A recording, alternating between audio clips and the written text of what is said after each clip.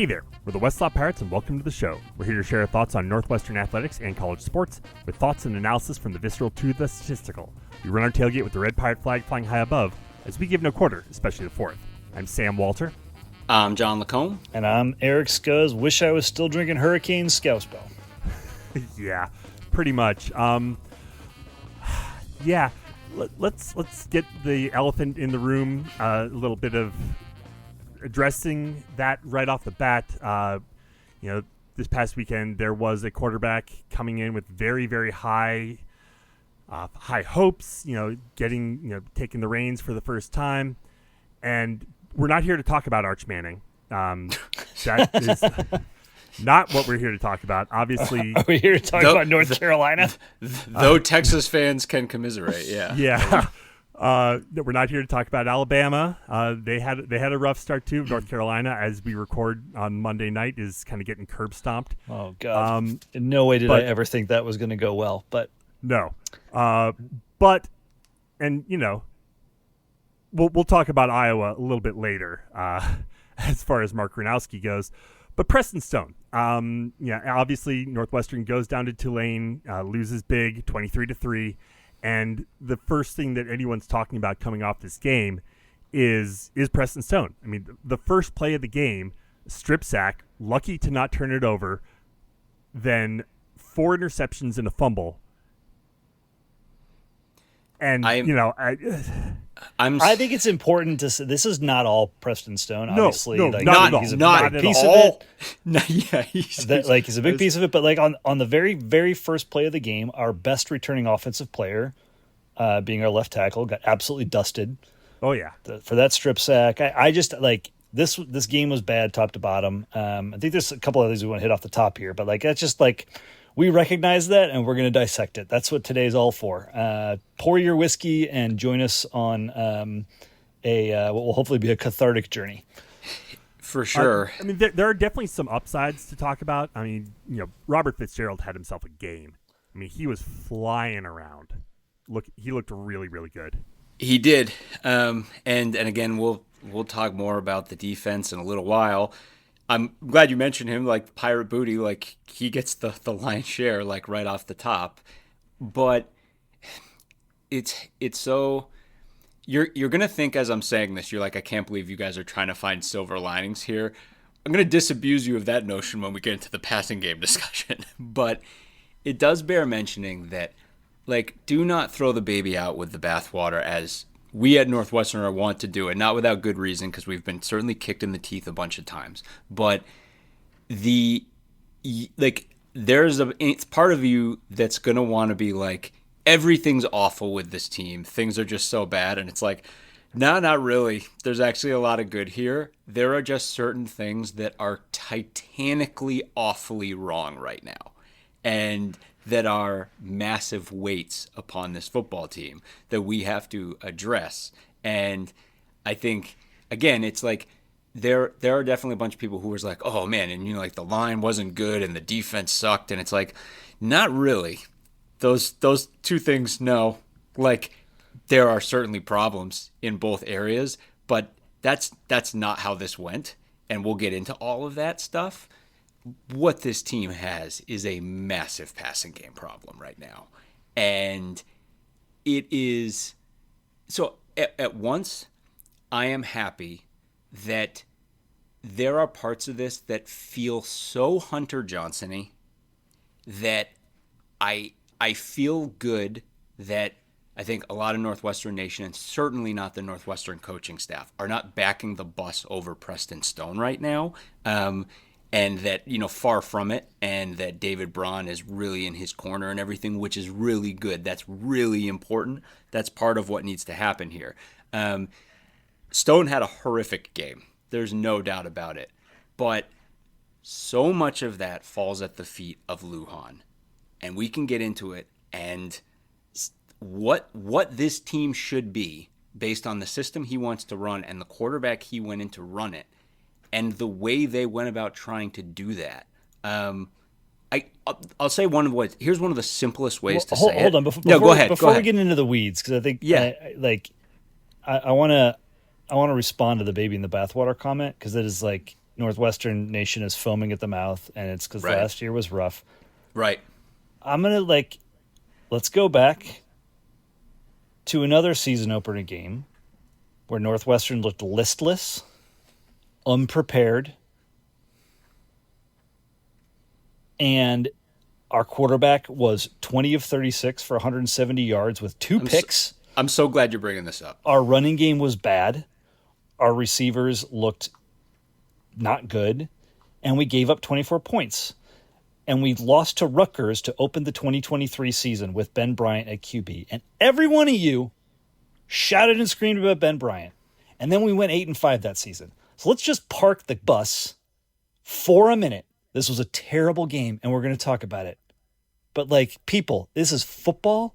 One game does not, week 1 is not who you are in week 13. And I'm not here to say that 100%. Northwestern is awesome or going to I don't even know if we're going to go bowling or not. Jesus Christ. I'm so glad you brought this up because you're absolutely right.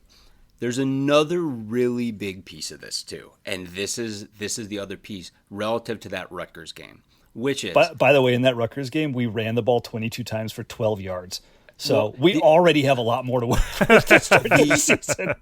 The big thing though, and that's a classic example, right, of a situation where were there multiple problems? Yes, there were, but there was one titanic problem, the knock-on effect of which was destructive to the whole rest of the team, which was the offensive line was just an absolute nightmare, particularly against the pass rush, but certainly against the run. But the right side of the line was just disintegrating, right? And we know now that during that game, we had a probable first or second round NFL draft pick sitting on the bench that entire game who could play either right guard or right tackle. And 2 quarters later, Josh Thompson came onto the field, and that was a huge knock-on effect to the line solidifying and everything that came on beyond that point. The point being, this is 2 years ago. I just want to be 2023. 2023, exactly. The point being, it's column A, column B. Everything Scuzz says is absolutely right. These are also not situations that just get fixed by, we just got to coach the guys up. Nope. Yep. Fire alarms have to be pulled here. If they are, and things are done the right way, then it'll happen. But if that game, it was all centered with just this disaster that was unfolding on the offensive line, this one is about throwing and catching. And I keep waiting for kind of my blood pressure to drop on this. Here's the simplest thing, okay? We're paying Preston Stone to throw the deep ball. That's why he's here. That's who he is. If you're looking and you're like, why does he keep throwing the deep ball, forcing that ball into coverage?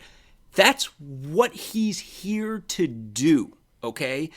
If you look and you're like, man, a couple of those slant passes, he wasn't super accurate. One of them was kind of behind Covey there.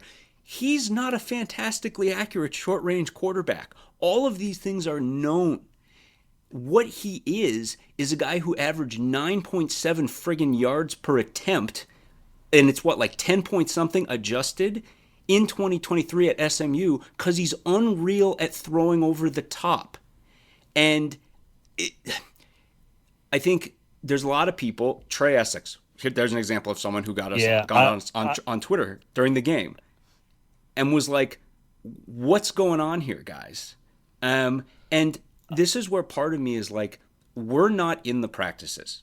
We hear certain things, but effectively, we came out and spent an entire game running okay. Take a breath. We played, this is, again, I'm hot about this, and I'm trying to we played an entire game, basically, almost all of the offensive snaps at receiver went to Griffin Wilde, Ricky Amarazi, and Frank Covey, okay? And those are all guys we love. And as we know, Amarazi and Covey are coming off injury, and those are guys we want the very best for.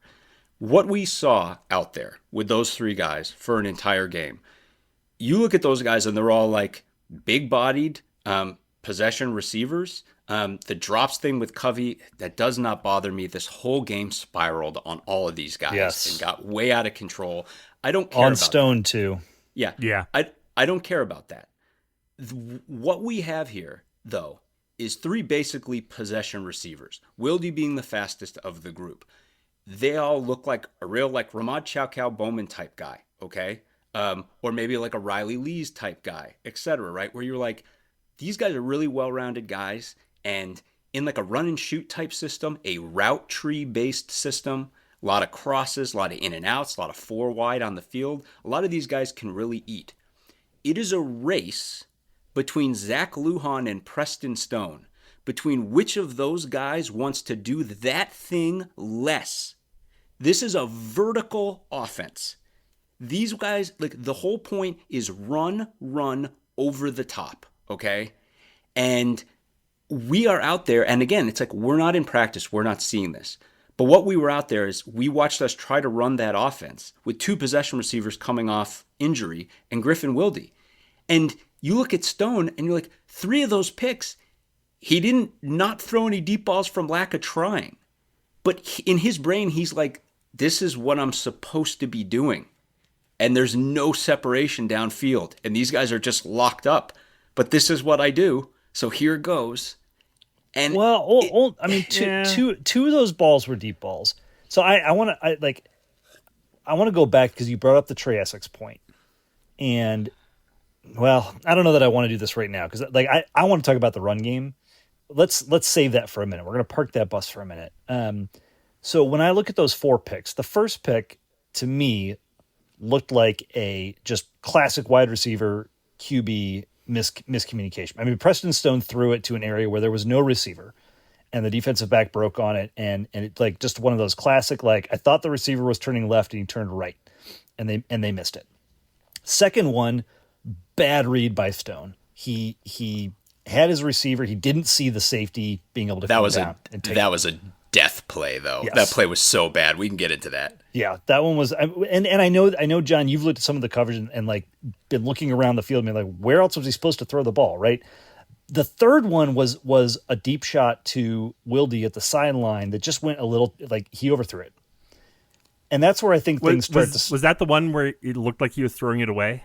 Well, that was the thing is so that particular play, he had his tight end over the middle of the field, but he was basically like, look, I can't stress enough how much Preston Stone wants to play F it Tyreek down there somewhere. That's who he is. And that's like, the 4th pick. Right. That's the 4th pick to Wildy was just like, in one sense, I know everybody's really frustrated with the way Stone played. I guarantee you he's just as frustrated as any of y'all, if not way more so. Absolutely. But when he threw that ball to Wildy and it got picked off and it like that was a real kick in the teeth. Looking back at it, it made me think of something that Dan Persa told us many years ago. Because we had Dan Persa on the show during the years when we were all just like gnashing our teeth about Mick McCall and dying about the offensive coordinator. And we brought this up with him and he agreed, but only to a point. Because he was like, look, at some point you're out there in the field, like somebody make a play. He's like, That's what Ebert and I did all the time. He's like, you're an athlete. You're like, make a play. That was Preston Stone and Griffin Wildy trying to make a play. And I give him credit for going for it. No, again, can you imagine you're him? Like, again, he's here to throw the deep ball. Yes. And he's looking and he's like, I want to throw this ball 40 yards to a guy in stride. What I have is a guy jammed up 30 yards down the field. But this is the play that like the one that he threw super deep, the one on the left that looked like a throwaway. Yeah. That play was for Griffin Wildy. It was an out and up. And he was basically, you can see from the way he throws it, he's like, shit, this isn't here. It's not there. He's covered. But to discuss his point, it's like, maybe my guy makes a play here. But this is what's so maddening about this. Like I said, we're not in practice. So we don't know that you're like, look, you're running this set game after, like practice after practice after practice. You have to know you don't have a lot of vertical speed here. in an offense that's predicated on guys getting over the top. And like this talk, it's 2 years in a row of this talk. Well, we may see Joe Hyman at the slot. And then you see this game where it's like, oh my Lord, we have desperate need to stretch the field vertically here. We are just dying here. We have no ability to throw a deep ball in an offense that's predicated on deep balls. And then between Hyman and Chase Farrell, those two guys lined up at the line of scrimmage at wide receiver, ran a route, and caught a pass 0 times. If you look at the stats, you'll see that Farrell has 1 catch for 8 yards. That's a pop pass. That's a reverse, basically. He basically, that was behind the line of scrimmage. And then to have to listen to the announcers talk about, oh, we know this guy runs 10.38. That's like Olympic speed. And being like, he didn't play. And Hyman never, and to see these guys effectively reduced to gadget plays, where anytime you see the guy at the slot, it's like, here he comes in motion. It's like, we desperately need these guys on the field at wide receiver going deep. And if Wildy's part of that group, great. And if you want to put 4 wide receivers out on the field, and it's like you got Joe Hyman, you got Griffin Wildy, you got Chase Farrell, and then you got Ricky or Frank, and you're cleaning up just like we used to do with like an RCB in those kind of sets, then fine. That's great.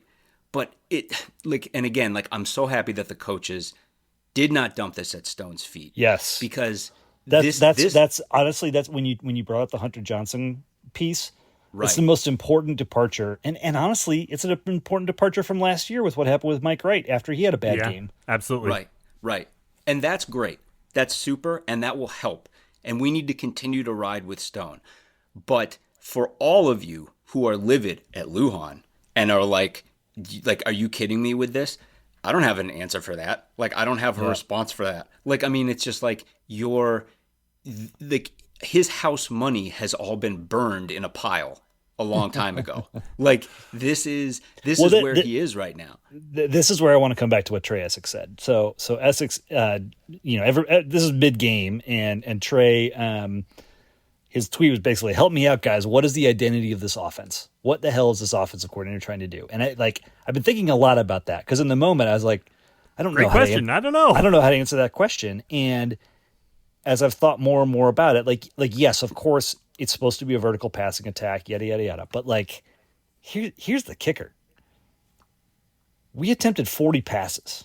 Now that I'm assuming that all 4 of Preston Stone's carries were passes. Sacks. Yeah. We attempted 40 passes. Our running backs ran the ball 23 times. I said it last week when we previewed this offense. Last year, 2024, was the worst Northwestern rushing offense since 1998. When you look at what Lujan did at South Dakota State, his offenses were running for 190, 170, 200 yards per game, and the passing attack was built on top of that. Mark Gronowski and his numbers were built on top of that. Now, Gronowski ran the ball a lot as a QB as well. We're not going to be running Preston Stone as a QB. But our running backs were decent in this game. 120 yards on 23 carries. They absolutely were decent in this game. That even short sells them, those numbers, because a bunch of the short carries were like, we've got a 2nd and 2, get the 2 yards. Yeah. And then they got the 2 yards. And so this... Well, I think a problem, though, is, we got to the point where we were down and we had to pass to catch up. I don't know. We were not not that down. Because again, there was just the passing game. Everything Scuzz is saying is totally right. It's just the passing game wrecked the momentum, right? Because it was all of a sudden a pick would come out of nowhere, and then it's or all of a sudden there was that one series where did we throw 3 straight passes incomplete on 2nd, 3rd, and 4th down on 2nd and 5, 3rd and down, 4th and 5, and it's they're. Scuzz and I were you and I were both talking about this. I think from an identity standpoint, we abandoned the run too early. Honestly, I heard the same commentary during the Alabama-Florida State game. It wasn't that we, yes, of course we had to throw more to try to come back, et cetera, because we were in a hole, but not on our first drive of the 4th quarter. And that's the one you're talking about, John. 22-yard pass on 1st down, and then Cam runs for 6 yards on 2nd down. incomplete, incomplete, incomplete. Yeah, yeah, and like, and yeah, I just in that there's an inconsistency to the offense as you sit back and watch this game, and it shows up in what's going wrong because there was no single place where things went wrong. You had offensive linemen getting beat for sacks on several different occasions. Tulane was bringing a ton of pressure, a ton of heat. right. Those guys were playing with their hair on fire, frankly, for the whole first half. You had drops from the receivers. You had Stone with the interceptions. Like, anytime it felt like we started to get something going right, like, oh, all right, we're rolling. Stone's rolling. We're getting some passes. In those moments, it felt like we got away from the run, and then they teed off on Stone and got a sack, and just they were able to just disrupt our offense but in different ways. And I feel like there's no bedrock identity for this offense of like, this is the thing we know we're good at. This is the thing we can be great at. And when you listen to everything Lujan says when he talks about football, all the deep dives I went into in his videos and everything else last year before the season, it is duo. It is this point of attack running scheme that allows them to run directly upfield and then dictate terms to the rest of the defense. And I'm not saying that Northwestern has the talent to do it exactly like I just laid out. It's going to take some finesse. It's going to take some tweaking. It's not always going to work great because we don't always have the best athletes on the field. But that is not how this offense is being operated or being called. That's not what we're doing out there. There's nothing that is like, this is the go-to. When we have to have a play, this is what we go to. And as a result, it feels like a total crapshoot on almost every down. And that is the sense of despair that I had watching this game. And that is the thing that 2 weeks ago when I said we have to get a better running game, we have to sink ourselves into that and figure out how to make that work, because everything else Lujan wants to do is built on that. And none of what I'm just saying is like excusing Lujan. I think these guys they're in their own heads, and they've been there for the entire time he's been at Northwestern. And maybe it's not repairable. Because I got a question for you. John and I, we were watching the game together, and I mentioned this at the time, but did the ball look weird coming off of Stone's hand? It looked like he just didn't have that much zip. It looked like he wasn't setting his feet properly. Like he was throwing a lot off his back foot. Did that read to you as well? Yeah, it did. And I pinged you guys because I asked if you had the sound on, because the announcers were talking about this, because they were like, man, this does not look like the Preston Stone that we've seen on tape. It does not look like the Stone that was at SMU. It does not look like the Stone that people saw before this season. I don't know if he got dinged up on one of those sacks. I don't know if the weather was, if the heat was a problem, if he was cramping some way, if he just got out there and the game speed, kind of took him by surprise. He's been on the field. I think he was on the field the very beginning of last season and then maybe once in the middle. So there's a whole host of factors. Like he clearly did not look comfortable and did not look confident in this offense. And that could be all the wide receiver deep stuff you're talking about, John, but the ball it did not look right coming out of his hand. None of it looked right. But I mean, the relationship with the receivers, it just didn't seem. And of course, people who are like the drops, people are going to be like, well, that certainly is not going to improve now. I don't disagree, but he throws a fade near the end zone to Wilde into double coverage. Covey's wide open over the middle of the field. And it's just like, you're looking and being like, his brain right now is like, if there's a play and Wilde is my primary option, that's where I'm going, because I feel like I have to go there to eat. And again, that's less about Ricky and Frank as football players and more about this guy's used to burners going downfield. That's what he knows.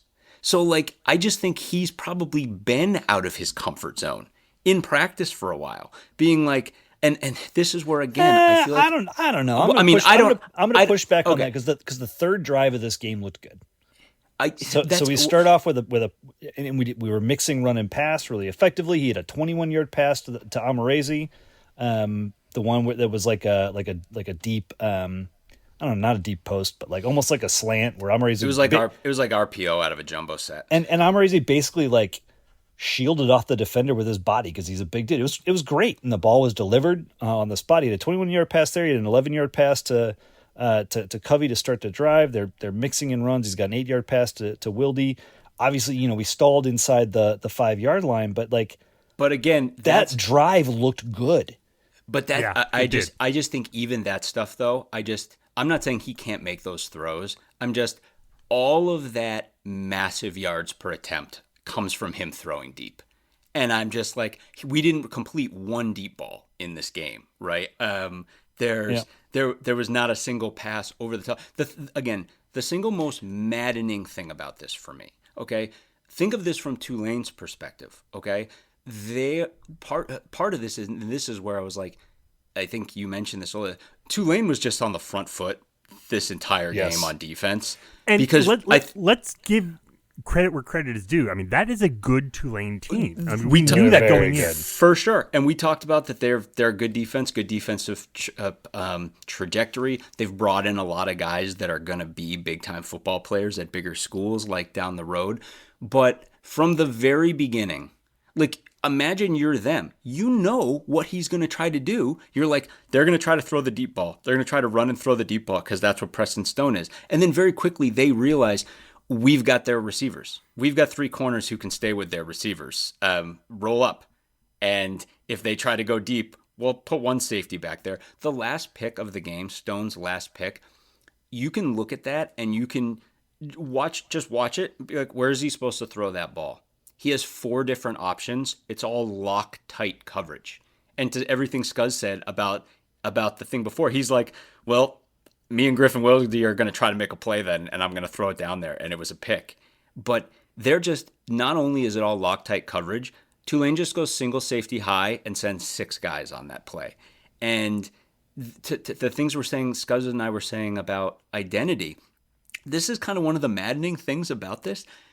Scuzz, you and I have talked about this. We, in our time on this pod, we've watched a lot of garbage run blocking. And this just wasn't that. Like, the line did an okay job run blocking in this game, and you can see it in the running back numbers. And you can even throw in that reverse that Farrell ran that was really well blocked. That was another 8 yards. But the thing is, going forward, if we don't fix this passing game piece, that's not going to matter, because all we're going to see is single safety high. What Tulane was basically like, just send guys, just tight man against these guys. They're going to try to go over the top on you, and you're faster than this guy. So just stay with him, and we'll bring a bunch of heat. And we're going to see so much of that now. We're going to see so much single safety high, and teams being like, this is a vertical team that can't get vertical. And that's gonna make it so much harder for the running game. That's what Scott says. That's the identity. That's why it's so maddening to me that, like, again, imagine you're Tulane, and then Joe Hyman comes out to the line of scrimmage, and you're like, shit. Okay, here's their guy. This is the guy we've all been practicing about. This is the guy, number 6. This is the guy Coach told me about all week. This guy, the crazy fast guy. And then he goes in motion underneath to nominally fake some run thing, and then you go, oh, sweet, okay, good. He's not going out for a route. Okay, cool. It's like that, and the same with Farrell. I mean, be like, they know they're gonna be like, oh, there's the fast guy. They're gonna try to go over the top now. We didn't even try that once. We didn't put Joe Hyman out there and just be like, just run a 9 route and stretch these guys and just keep them honest so we can run the damn ball. We didn't do that once. We did that with Wildy, but yeah, you're spot on. We have to have somebody else emerge as that deep threat and to keep them honest. Now, here's the thing: even in single safety high, there are parts of the field you can attack. So if that's what's happening, well, then you got to be able to attack on deep outs, or use the stick concept where you're stressing the outside linebacker, and your receiver still needs to win one-on-one battles with the cornerback on the outside. You have options. I think this is probably the biggest place where Lujan has failed to date, because I think we can see in many of these cases what he is trying to do, and we can see examples where his strategy going into a game has worked, i.e. Indiana last year is a great example. and we can see places where it's, hit a brick wall. The ability to shift and adjust within game has been pretty much non-existent. And when Tulane identifies that and starts coming at you with 6 guys, where's the screen to Hyman? That was something that we used to great effect last year, and we didn't throw a single one on Saturday to my eye. Can you, listening at home, put yourself in an offensive coordinator? Can you imagine watching the tape from this game and then ever running a passing play that does not have Joe Hyman as a receiving option on that play? How is that a possible thing? And here's the other piece of this too, so Joe Hyman, again, none of these guys are Justin Jackson. I'm not saying that. What I am saying is we gave the ball to one guy for 4 years, okay? If Joe Hyman moved out to receiver, we have Cam Porter, Caleb Komolafe, who looked really good, by the way. Who looked very good and definitely much better at cutting right now and looked strong. And our third running back is Daniel Anderson, a large running back who turned down Notre Dame and Tennessee to come to Northwestern, okay? We have some big guys we can work with if we want to utilize that speed. But again, it's we have 2 of the fastest guys in the conference in a situation where we desperately need vertical speed to get over the top and make this work the way that Lujan and Preston Stone want it to work. We have 2 of the fastest guys in the conference available, and we did not use these guys. And I'm just I get that Jelani Roberts PTSD that I get. Oh, Lord Almighty. When I see Farrell and again, this is where you realize what the talk when it's you might see some Joe Hyman in some slot this year. And then you realize that means he goes out to slot nominally and then just motions across the line so they can fake a reverse or something with him. That's not what anyone wants to see. You should kind of be thinking, dang it. We have a guy who wants to play F it Tyreek down there somewhere. We don't have Bryce Kurtz anymore. We don't have AJ Henning anymore. That sucks. Who are the most Bryce Kurtz and AJ Henning-like guys we have? Run it up the flagpole. And that's what I mean about the Josh Thompson thing. It's you got to pull a fire alarm. You got to be all right, this has to be fixed now. And again, and that's the thing. It's the identity piece of this. If we can get that piece of it together, but this is on Lujan. I mean, he had all off season. He's been in practice. He's seen what's here, and he knows what the priorities are, and he knows what it ought to take to enable Stone to do the things he's special at, to enable Duo, that Scuzz has talked about so extensively, to operate the way it needs to operate. And so, I mean, that's the thing when people are what's the end game for Lujan? When could we see Lujan gone? I don't know. I don't really care about that. You know what? Let me just put a pin in. We're not talking it's week 1. Right. But there may be down the road time to talk about the coaching changes. Right. Now is not that time. Yeah, I think it's important right now to we cribbed about it a little bit at the top, but there's a lot of offenses that looked awful. Arch Manning was supposed to win the Heisman Trophy and face planted this past weekend. So this happens. Right. This happens where your plan does not work and things go awry. Again, on the road against a really good team in a tough environment, nasty heat. What was it like a 20-degree heat index on top of 80 degrees? It was this was a brutal spot where things were starting to go well, and then 2 bad passes, 2 picks, 2 drives in a row, and the game was not over at that point, but midway through the second quarter, we were in a giant hole. And everything that happened thereafter, not that it doesn't matter, but this team's, you could see them spiraling on the field. Right. I mean, so there's 11 more games. We know that the next one is going to be pretty easy. We know the one after that is going to be really flipping hard. By the end of September, I think we can start to have more solid takes around. Well, are we trash or are we average?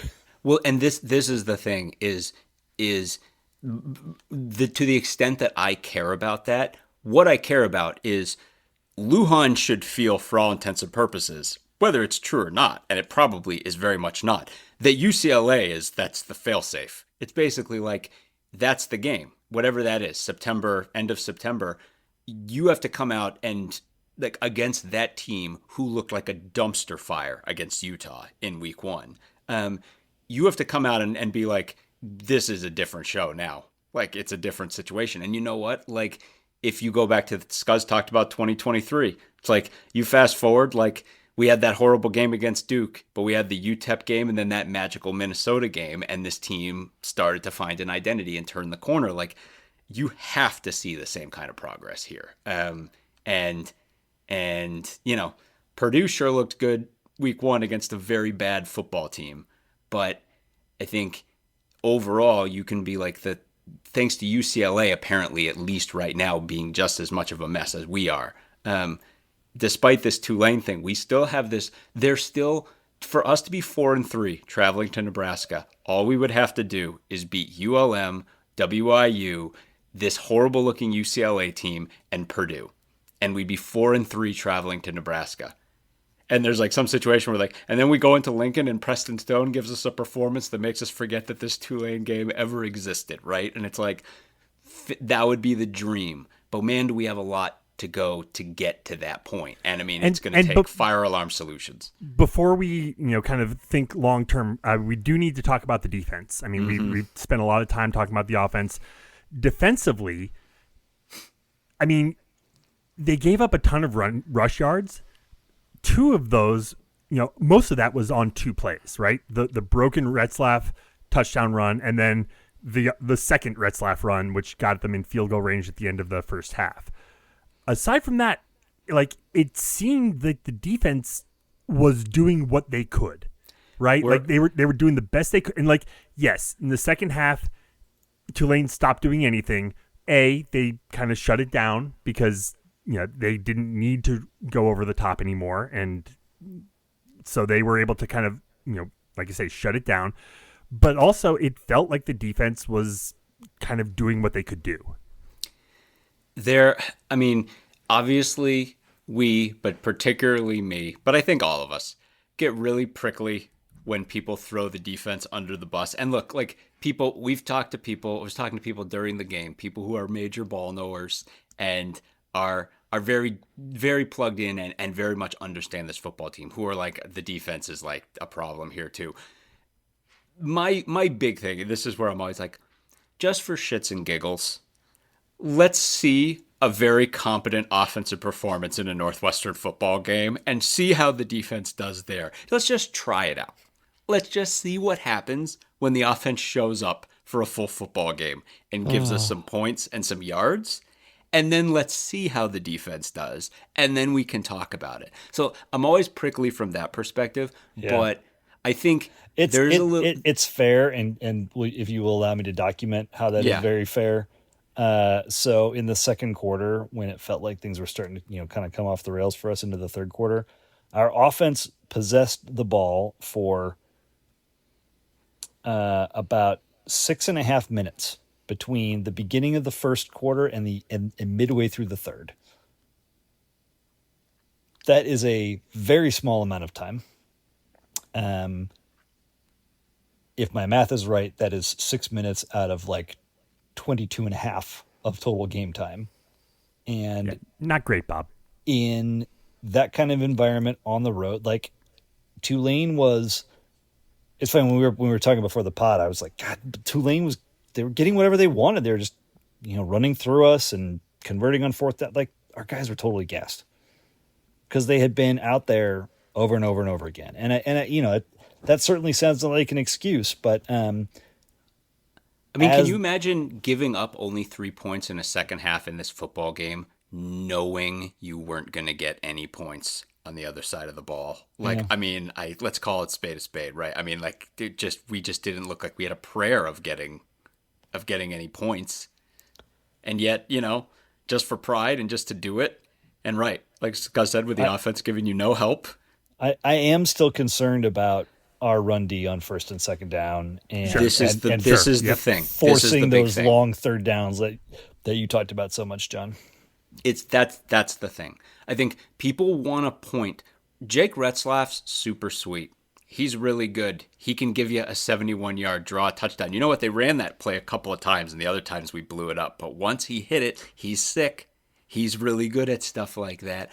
The real issue in this game, and again, to the extent that do not blow this out of proportion, do not throw the D in with what was happening on the offense. It just wasn't like that. But there's way too many 6-yard plays that could have been 3-yard plays. That's the thing. It's like there's way too many plays where they got 5 or 6 yards when they could have gotten 3 yards or 2 yards. They It's were just way running. too They were many- running through contact big time. Yeah, running through contact, making guys, dragging guys. Like that's the single biggest issue. I think people are going to remember some of the highlight stuff.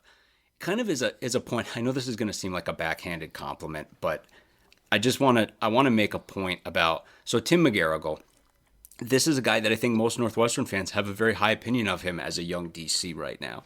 And I think we know that he was down Damon Walters, a very talented safety in this game.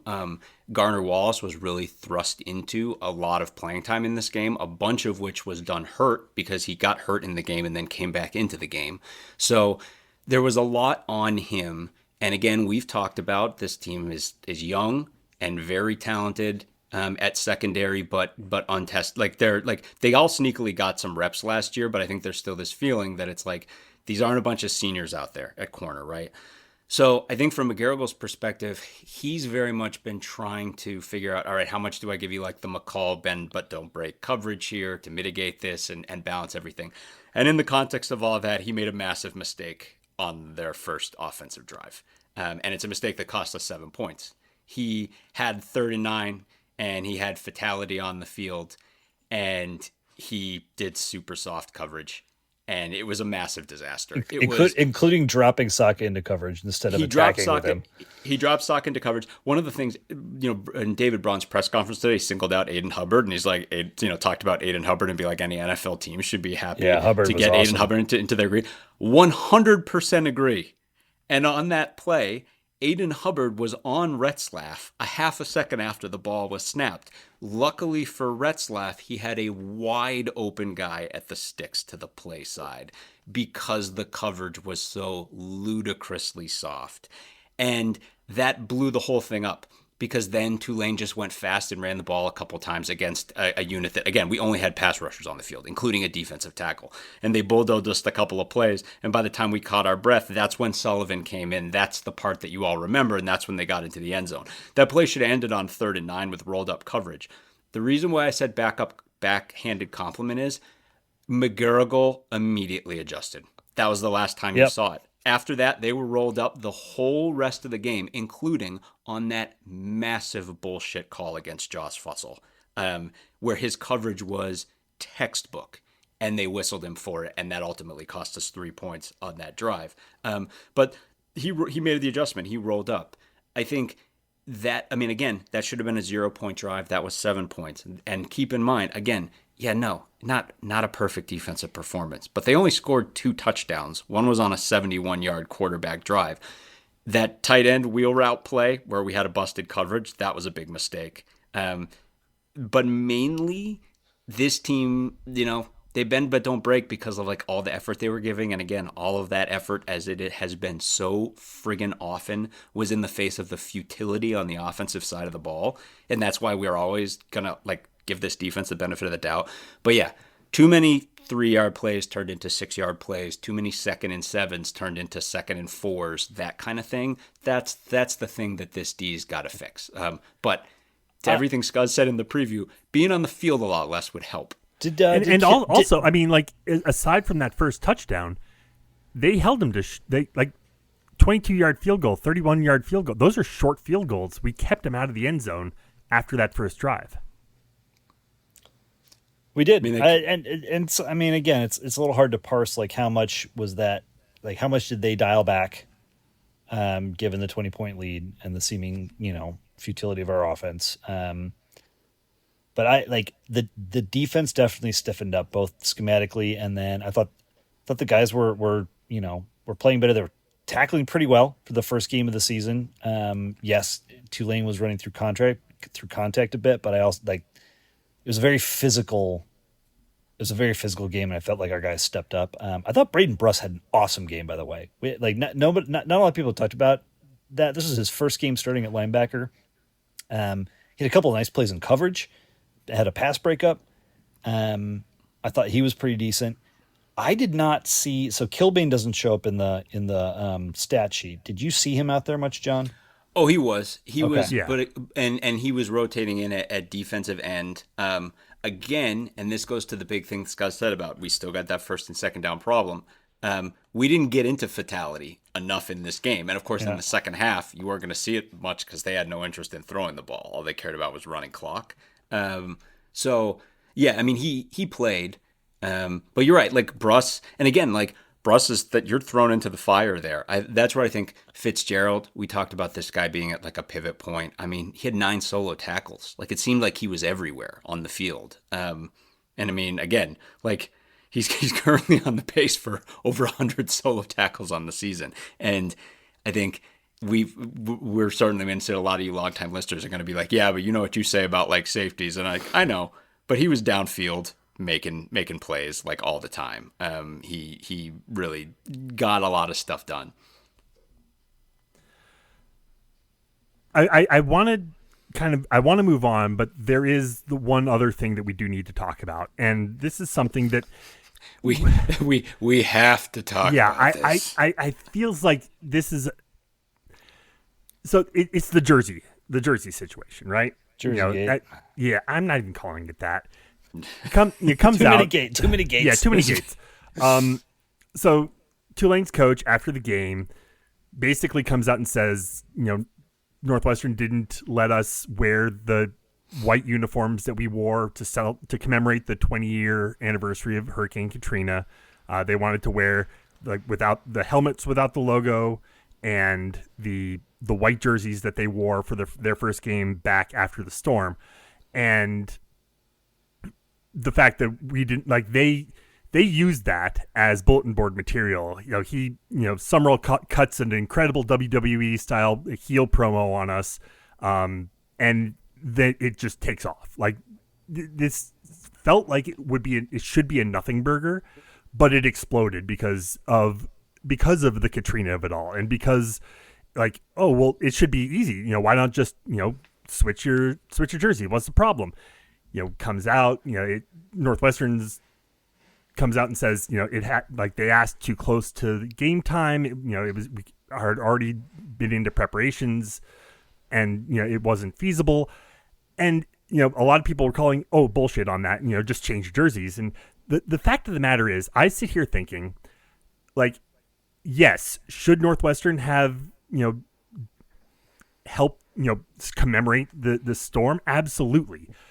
Was that the thing is we don't know. There's a lot that we don't know. We weren't in the conversations. I'm wondering, like, I don't know if when Tulane made the ask, if they even mentioned why they wanted it. Yeah, I think that we don't know that. I would assume they did, but we don't know that. Yeah, obviously, without that, would we act if unless they had said well in advance, we're wearing your white jerseys, you're wearing purple in New Orleans. Here you go, enjoy. This is just that would have happened well in advance, but this is like an ask right before. If we don't know all the circumstances, if not everything is said, I don't know. So here's the thing, like, yeah, your point is well made, Sam. We don't know what was said. We don't know if like somebody, staffer A asked staffer B, hey, could we switch jersey colors? And staffer B said no, and staffer A was like, okay. Like that, it could have been that. It could have been a lot more involved. Whatever it was, though, I'm sorry, but this is a freaking layup, Northwestern. Like karma. Has anybody ever heard of karma? Like when they ask, because the problem is the optics. The problem is the optics that once again Northwestern is on the short side of the stick because it looks like they were like what it looks like is that no matter what the conversation actually was, what it looks like is they said, no, you can't do that because we want to wear white because we think it'll give us an advantage in this game. And Tulane says, oh, really? And then comes out and kicks the shit out of us.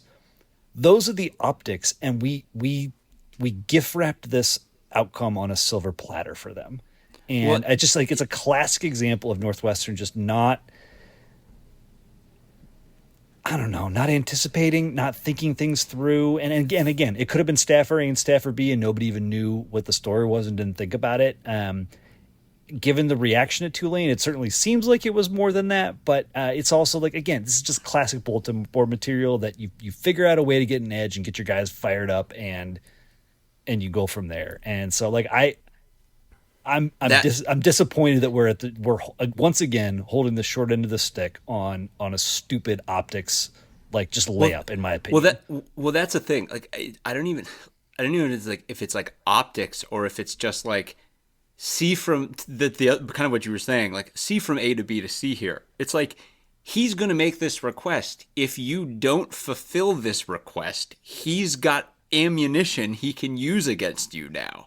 And it's like, and that's the thing. It's like, right, if you got to get someone in a truck and drive down here just so like he can't make hay with this, then whatever. And that's the thing I totally understand. There's the other whole part of me too that is just really pissed that in the context of Katrina, we're talking about this bullshit in any way, shape, or form. Like, what the hell do jerseys have to do with any of this one way or the other? Like that part makes me mad. I don't know, man. People love their ceremonies. No, yeah. I know. But it's like to present a situation like this and be like, whatever. And then like, right, to your point, like some staffers like, whatever. And then you immediately are like, oh, well, if you're going to disrespect Katrina and New Orleans like that. And it's like, dude, give me, like, you don't even know what happened. Why didn't you make a phone call and be like, hey, this is really important to us. Can we do whatever or whatever? But to Scuz's point, it's like, maybe it was more beneficial to just get really mad about it and use it as bulletin board material for a team, none of which I like. That whole thing just pisses me off.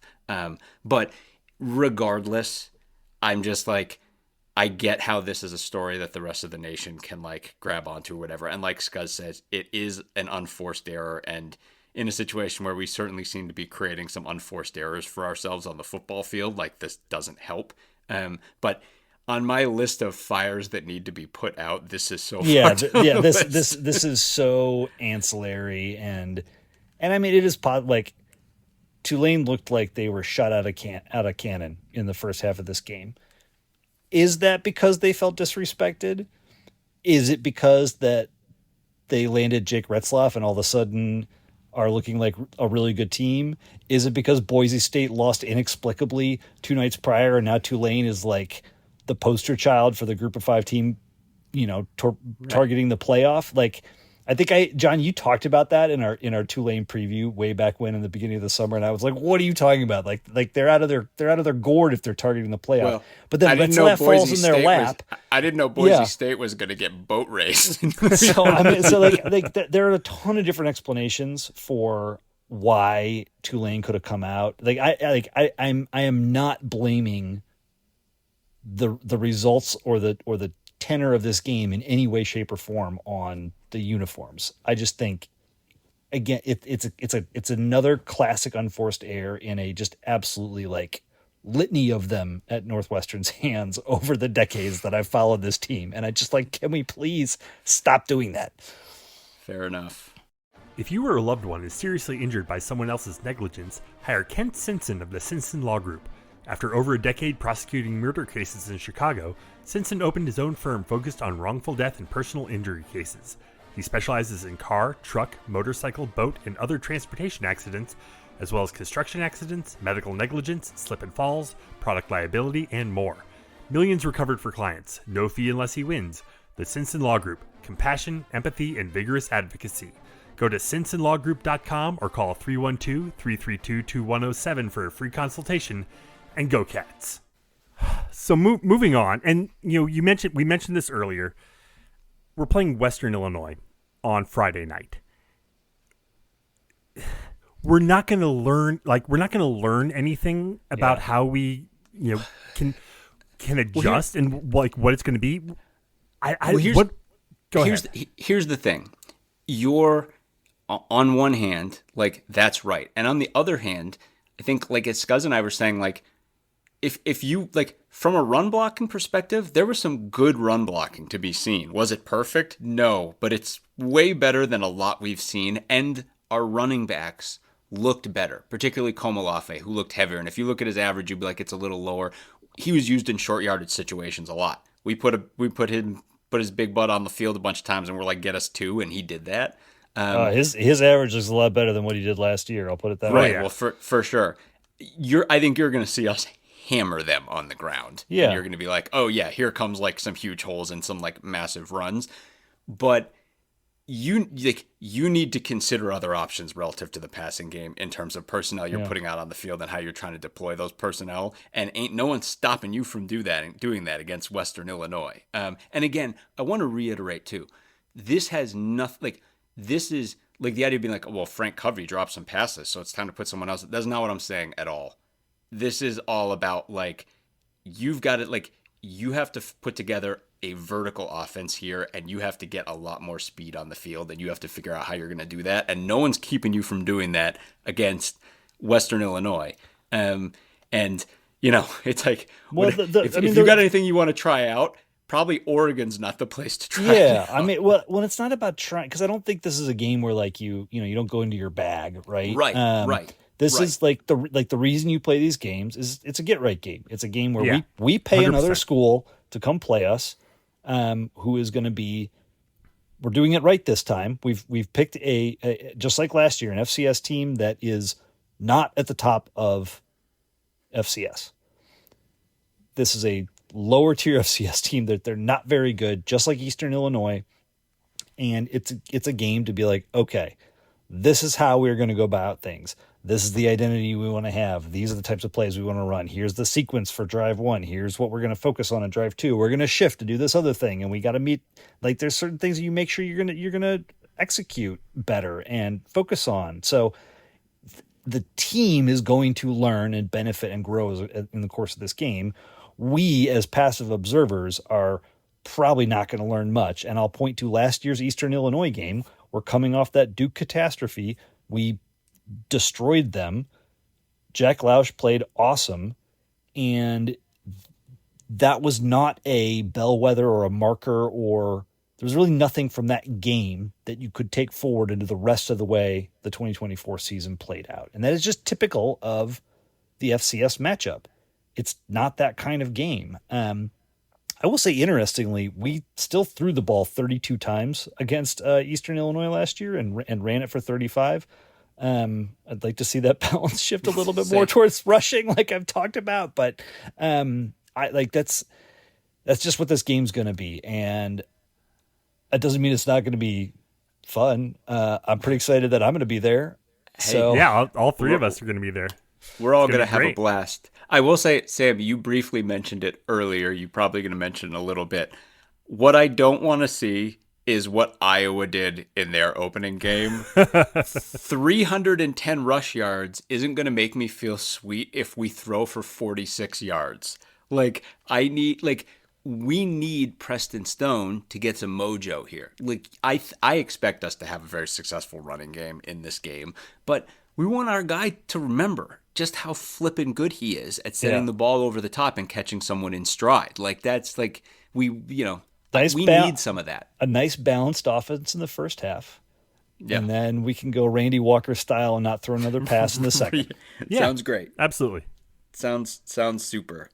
Right. So, and again, it's like, right, like this should be, like you were saying, it's a get right game. That's great.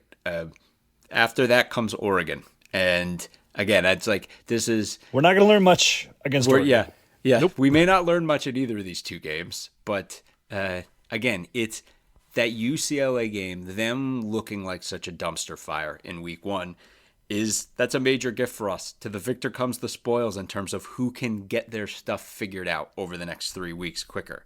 And we get that one at home.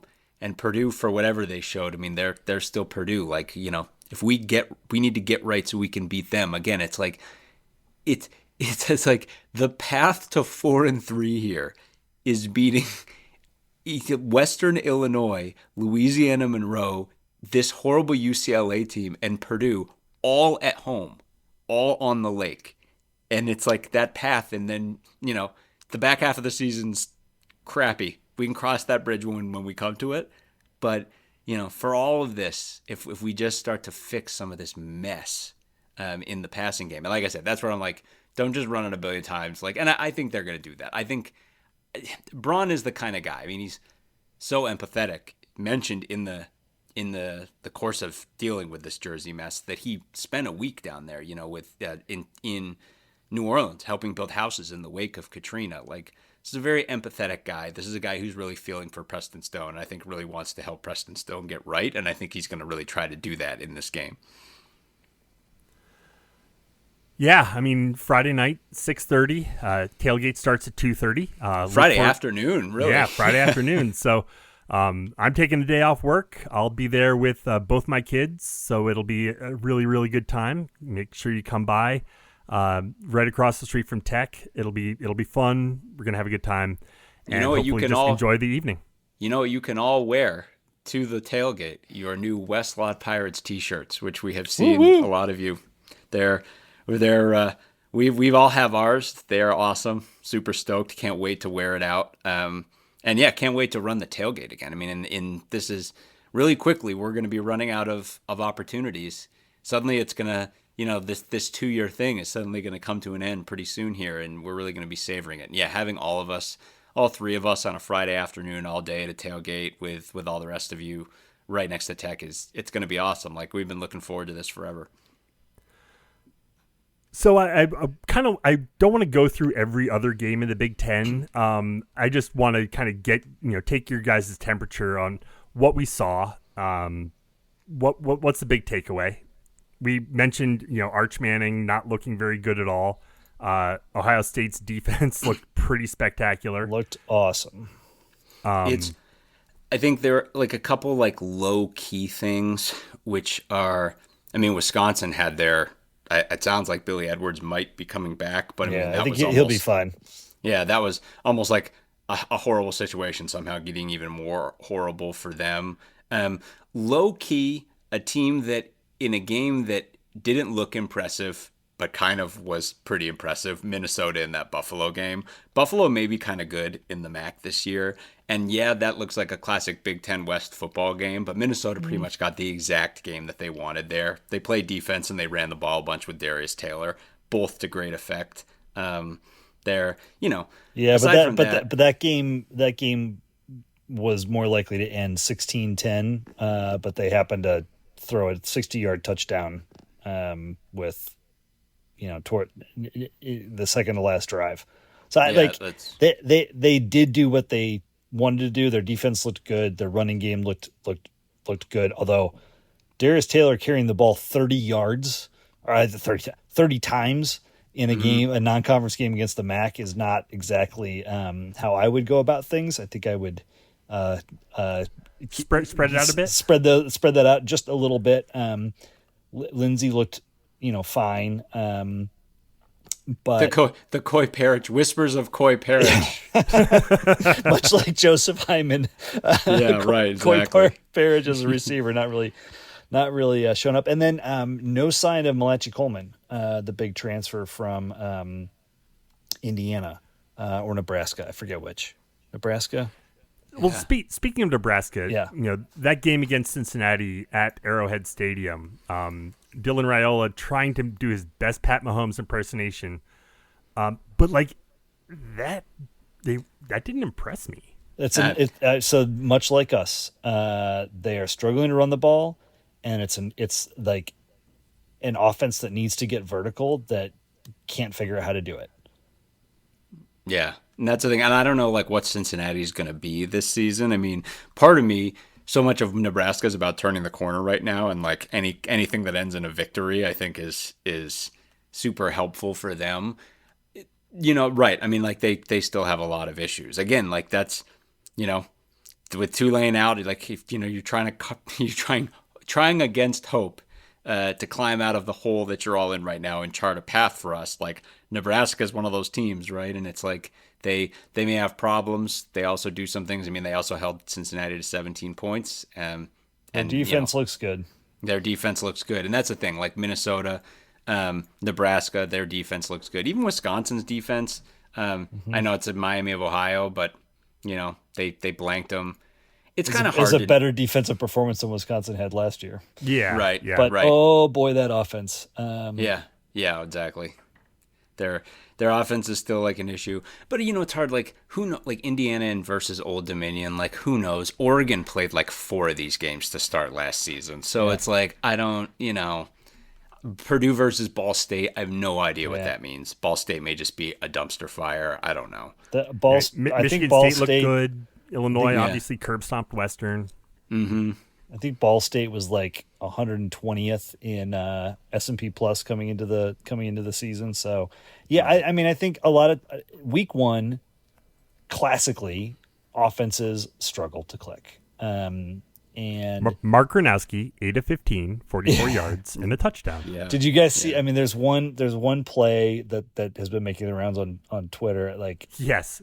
he rolls out to the right, and then I think they're at like the 15-yard line, and then throws. Yeah. He's got a tight end wide open in the end zone, and I think the ball like hits the ground at 5 the 5 yards in front of him. It's like 8 yards in front. It's not even close. Wowza, yeah. We'll have to see. But we mentioned UCLA looking awful.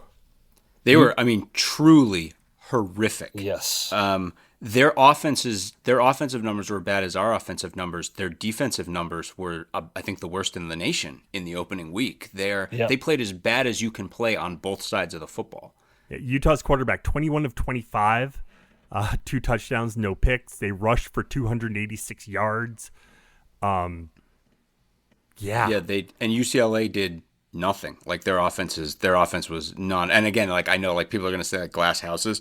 Take the turnovers away, every bit as bad as us, if not worse. I mean, it's that, and they're again, like we've been given a great gift potentially having this team, because I think this is through one game they are well at the low end of what we thought they could be. So that's probably from our perspective the single largest takeaway. But yeah, and then that Ohio State Texas game, which was running concurrently to ours, was on the at Miller's Ale House in Lombard where we were watching, was on the screen right next to our screen. So I was always kind of vaguely aware of it. But who knows what each of those teams will be? I know like everyone's piling on Manning right now, but who even knows? Like with these two teams, both of their defenses are exceptional. To me, Yeah. that's the Real takeaway. Is that those defenses are both exceptional. These teams are both probably going to make the playoff. And who knows, maybe they'll play each other again. It's just, it's crazy. It is crazy. I was looking at this. Yep. Sure enough. So Texas had 1, 2, 3. No, the third one was not. They had 2 drives end inside the 10-yard line on downs. And another 2 that ended on downs where they just, they're at midfield or around the 40-yard line. But I can't help thinking you kick those 2 field goals inside the 10, inside the 5. It's a 1-point game. And it really changes the trajectory on what you do after that, after you get that touchdown. Because that last drive, they were, they needed to get to the end zone, and all of a sudden, if you're not trying to get to the end zone anymore, you're trying to get to the 20. That's a completely different, scenario. That's a completely different. And there was time on the clock. They had an incomplete, then a 30-yard pass, 5-yard run, incomplete, 3-yard pass. Like I think they could have done more. And it's obviously shoulda, coulda, woulda. But I think like those two teams are quite evenly matched, and it'll be interesting to see how they go down the road. And then there's like from the standpoint of like Big Ten race, et cetera. I don't think you can really get a good read on any of the other contenders. I mean, no, everyone did, yeah, exactly. People either like destroyed teams they were expected to destroy, or didn't only because they looked lethargic. Like I don't, you're not going to learn anything. Yep. And any other games from this past weekend that kind of stood out to you? I mean, I think a couple big ones. We mentioned Boise just completely no showing. That against, Alabama South Florida Florida. State game. Um, I watched the Alabama, I watched the Florida highlights State, of that, yeah. and I was shocked at what Alabama looked like on defense. It was a bunch of guys. It was there. They have several guys who play heavy minutes who looked slow and weren't running to the whistle, and I was like, "This is just crazy." At Alabama, the DeBoer thing is not. And again, this is a guy who, as we kind of established before, like this is not a guy with a big defensive reputation, and I like the ship is sailing on him really quickly right now. I put in. I opened up Google this morning just to because I was looking to see. Okay, well, what's his buyout? What's that look like? I just typed in DeBoer, and the first 5 entries were DeBoer contract, DeBoer buyout, DeBoer fired already. So the interest. This is one Wow. of several games that I'm gonna highlight now. The next minute here. It was the ACC's weekend because you had Florida State. It really was. Oh yeah. Well, except for tonight. Well, and one other notable exception. So let me build to my one other notable exception, and then we could also talk about tonight. But you have the Florida State Alabama surprise. You have, of course, Notre Dame Miami last night on Sunday being an incredible back and forth game. But Miami looked really good. Fun game. South Carolina. Oh, that's SEC, isn't it? Well, okay. So South Carolina won, but then Tennessee looks revived. And you had Georgia Tech in a barn burner with Colorado, so just a lot of good vibes going on for the ACC. And then national champion darling Clemson gets smoked at home. Not smoked, but like LSU punched him in the mouth. That was awesome. I really enjoyed that. Speaking of punching him in the mouth, we mentioned this earlier. Josh Thompson looked very good in that game, and it was noted by several NFL scouts. He has, and great on him. May it continue off, but he's off to a great start. And then Bill Belichick, oh boy. And then of course tonight. Whoa. Yeah, wow. 48-14 is the final. At home. 70 transfers coming in. I mean, you've got all of the hubbub surrounding Bill Belichick coming to college. Half of 48 is 24, which 24. Huh? Well, does that number have some sort of significance or something? I don't know. Huh? I mean, you've got a 5th-year QB who played significant. Like their QB is returning. Max Johnson's back. Yeah, didn't matter, did it? Yeah. So I mean, like this is. Well, he wasn't playing though. Johnson was not playing for North Carolina, or he didn't, at least in the first half when I was watching. Yeah, Hoover played, right? Oh, he came in the second. Johnson. No, you're talking about. Hoover's TCU. No, it wasn't Johnson. Yeah, it was Gio Lopez to start. Johnson came in the second half. 9 of 11 for 100 yards and a TD. An inauspicious beginning to the Belichick era. Yep. Yeah. Lopez lost one fumble. It was a pick. It was a bad pick six. No bueno. It was just like right to the defender, who was just like, "Oh, okay, thank you. I'll just go ahead and walk the 15 yards to the end zone. Don't mind if I do." Getting a 15-yard penalty from his celebration, but he was neither here nor there. He was very clearly instructed prior to throwing that pick too, to play like Tom Brady, and refused to do it. He was given clear instructions. Oh, boy. All right, so this weekend in the Big Ten, again, not a whole lot of there's one kind of notable game that I want to mention, but Friday night, you've also got Maryland hosting Northern Illinois. Hey, Malik Washington looked really good for Maryland in their first game, and this is now against a team with a bit more of a pulse. It'll be interesting to see what they do here. Penn State hosting Florida International, cool. Illinois at Duke, that'll be. I mean, Duke kind of looked rough at first, but then they got it together. Mensa threw for 1 billion yards. Yeah, 389 yards and a touchdown. And as we discussed, that's the path. It's like Duke Three TDs. Yeah. Right. Oh, not sorry, one. three. Yeah, if he's thrown for over 300 yards, Duke and Illinois are both going to be. It's going to be tight in this game. That's the margins where Scuzz mentioned. That's where Illinois' good fortune last season came in a bunch of the time because like they were always able to do just enough. So we'll see. I'll be really interested to see if Duke is able to score and through the air with some speed, and if Duke's able to slow down Illinois' rushing game. I mean, their defense is usually pretty good in that vein. What do we get from Luke Altmaier? John's preseason Heisman favorite, Luke Altmaier. Listen, you. Sorry, I couldn't resist. I wasn't even thinking about that ahead of time. That just kind of emerged in the moment. That's also a noon Eastern game at Duke. We've seen that before. Duke, 82 degrees. Yeah. Illinois is going to melt. Yeah, true. With humidity. So, Kennesaw State at Indiana. Cool. Kennesaw State lost to Wake by 1 point. They lost that game 10-9. Wow. Interestingly. Iowa State. Yeah, that's in Ames. Number 22, Iowa State. Looked pretty good their first couple weeks. Well, I don't know. I mean they beat K-State. Okay, yes. In Dublin. Well, you know what? I was misremembering that K-State struggled with North Dakota. Not North Dakota State, mind you. North Dakota, who's also pretty good at college football. And Iowa State mopped the floor with South Dakota, who's not that good. That Iowa State K-State game in Ireland was so gross, and yet Iowa's like, hold my beer, we can do better. We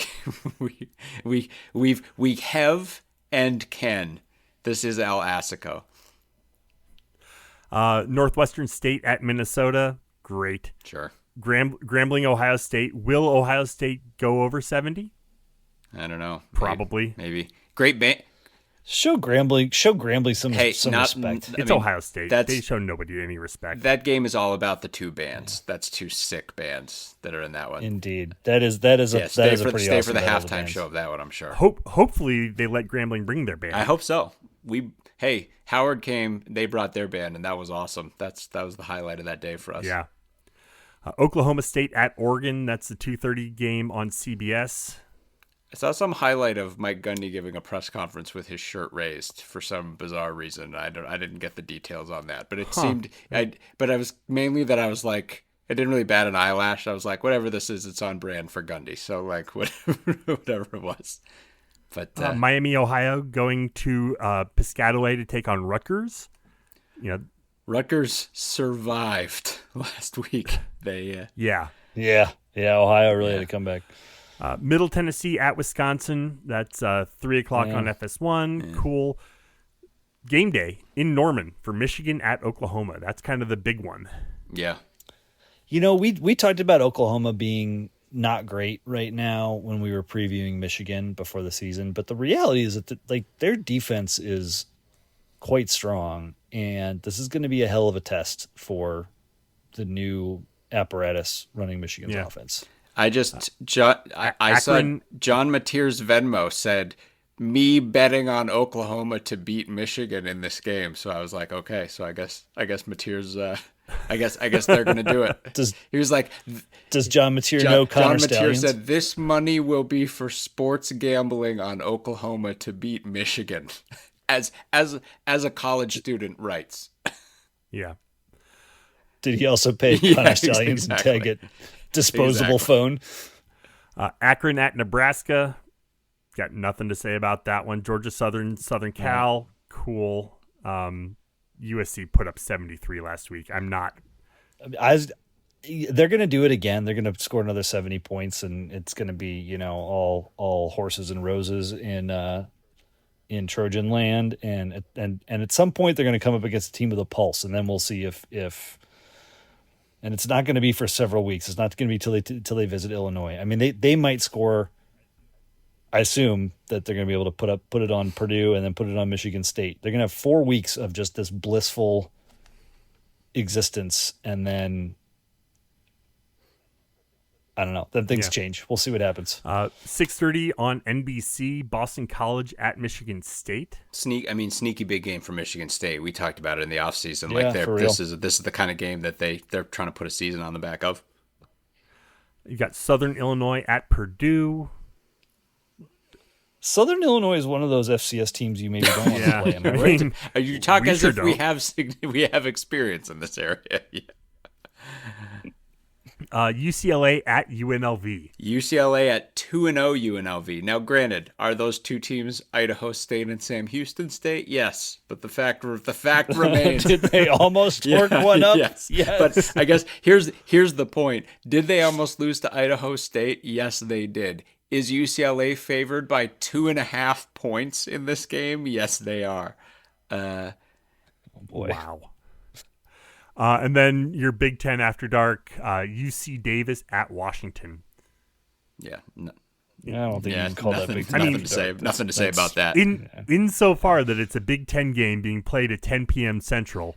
I can tell you I won't be awake for that game. I look forward to reading the box score in the morning. Yeah, exactly. Any other games nationally that kind of raise an eyebrow? Something to look at? I mean, they're not a ton.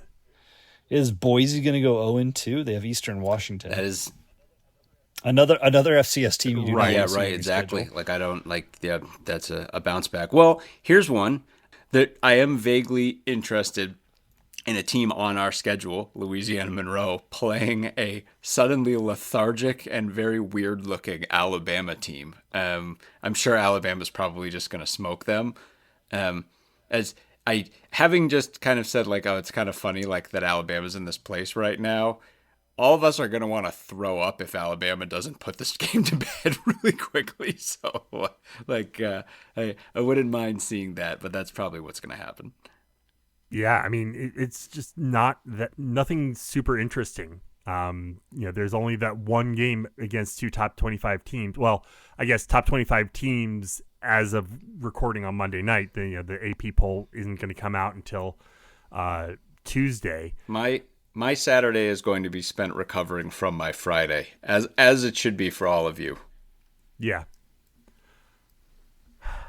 Well, before we go, I did want to mention one quick thing. Field hockey has gotten underway for the season. Later on this week, John had a chance to sit down with Yan Lee from Inside NU, who is the preeminent stick sports expert at Northwestern. We talked about that on the. She would be the first to tell you. Yen would be like, "There's like a lot of people other than me, but it's like you're the editor in chief. You're the one pulling all the strings, and you've written a lot of the best stuff. So that's how we see it. But yeah, it was awesome to be able to talk with her. She knows it better than anybody else does, and we had a great conversation. And then we're kind of just been trying to figure out the right place to slot this in the midst of the run up to football and everything, because we want you to all like have a chance to actually clear out the space and focus on the pod relative to this field hockey team, because they're so freaking good. And they've rolled into the season this weekend. They beat Richmond and VCU combined 7-0. Like they're off to a roaring start. But yeah, it was a great conversation, and it'll be great to clear out some deserved space for this team. So look for that in your feed a little bit later on this week. And finally, again, all three of us are gonna be at the game on Friday night, afternoon. So please come by, say hi. We'll be in the lot west of Tech. Sheridan and Noise, I believe, is the official name of it. But look for the red pirate flag, because we will be there. Look forward to saying hi to as many of you who are able to come by. And anything else to mention before we get out of here tonight, guys? That's pretty much it. I'm just super stoked. I got to go out this week, stock up for the tailgate, get everything ready, and then I'm just super psyched to see you guys this Friday. It's going to be a blast. Like I can't wait to see all of you. It's going to be so much fun. So with that, we'll go ahead and leave it there for tonight. Head to our website, westlawpirates.com, where you can leave comments and questions. Find us on Facebook, Twitter, Instagram, Blue Sky, YouTube at Westlaw Pirates. And you can always email us, westlawpirates@gmail.com. Tune in next time as we give our visceral and statistical views on Northwestern athletics. Look for us in the West Tech lot of Martin Stadium flying the red pirate flag, because we give no quarter, especially the fourth. For John Lacombe and Eric Skasby, I'm Sam Walter. Thanks so much for listening. We'll see you next time.